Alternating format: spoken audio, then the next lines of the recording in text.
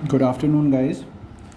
हमको नया chapter start करना है, नॉट फॉर प्रॉफिट ऑर्गेनाइजेशन। ये चैप्टर हमने पहले पढ़ा नहीं है। आप लोगों ने जो न्यू स्टूडेंट्स थे उन लोगों ने नहीं पढ़ा है। ये हमने अभी तक जितने भी चैप्टर्स किए हैं उनमें सारे चैप्टर्स में उनका मेन मोटिव होता था प्रॉफिट अर्न करना। लेकिन यहाँ पर हम क्या पढ़ रहे हैं, नॉट फॉर प्रॉफिट ऑर्गेनाइजेशन। तो नॉट फॉर प्रॉफिट ऑर्गेनाइजेशन का मतलब क्या होता है? नॉट फॉर प्रॉफिट ऑर्गेनाइजेशन का मतलब होता है ऐसे organisation their main motive is not to attain profit, जिनका मेन मोटिव प्रॉफिट अर्न करना नहीं होता है।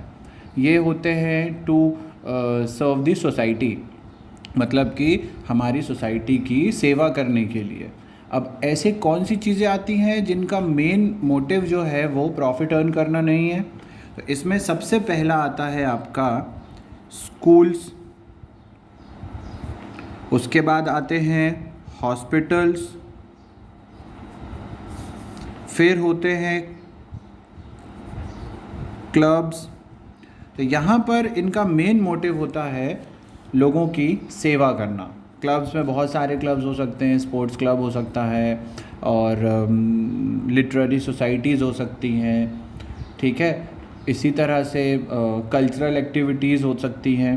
तो इनका हम डायरेक्टली ये नहीं कह सकते कि इनका मेन मोटिव प्रॉफिट कमाना है। हाँ, हमको ये मालूम है कि इन लोग, ये जो भी ऑर्गेनाइजेशंस हैं ये पैसे कमाते हैं, लेकिन जो प्रॉफिट ऑर्गेनाइजेशंस होते हैं जिनका मेन मोटिव प्रॉफिट अर्न करना होता है वो basically trading account, profit and loss account and balance sheet में डील करते हैं।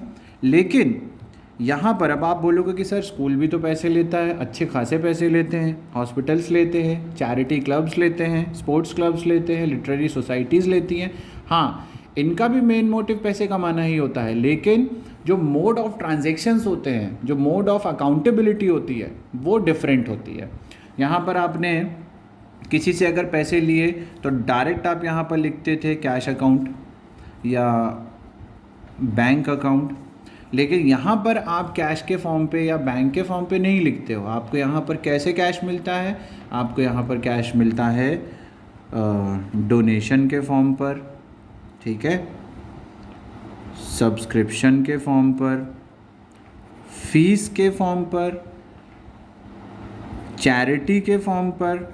तो यहाँ पर इस तरह से आपको पैसे मिलते हैं। अब अकाउंट्स में जैसे आप trading account, profit and loss account और बैलेंस शीट बनाते थे, it's quite different.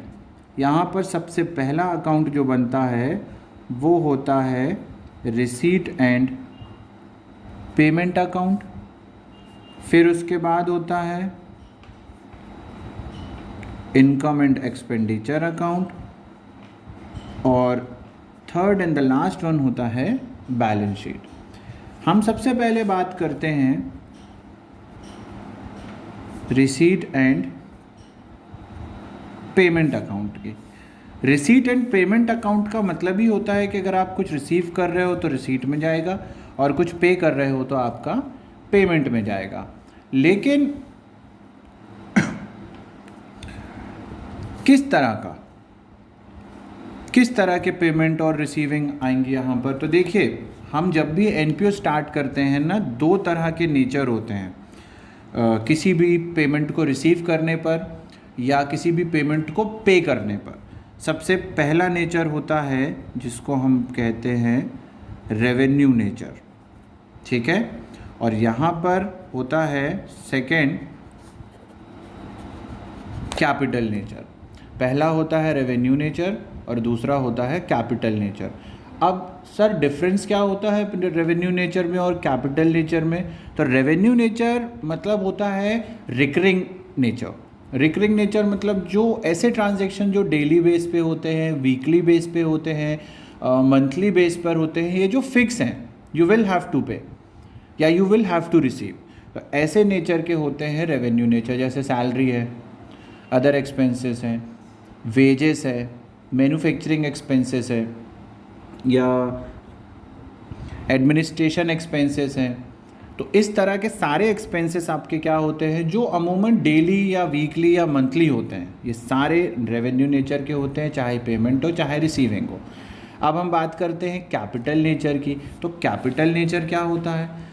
Capital nature ऐसे ट्रांजैक्शंस जो ओकेजनली होते हैं, occasionally sale of fix asset, purchase of fixed assets, sale of investments, purchase of investments, so there are so many things, but ये अमूमन regular basis पे नहीं होती हैं।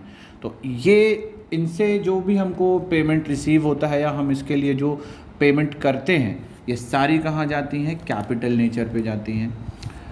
अच्छा, रेवेन्यू नेचर और कैपिटल नेचर के जो डिफरेंशिएट है वो आप इसको इनकम एंड एक्सपेंडिचर और बैलेंस शीट में करते हो कि जो रेवेन्यू नेचर है वो इनकम एंड एक्सपेंडिचर पे जाता है और जो कैपिटल नेचर है वो बैलेंस शीट पे जाता है।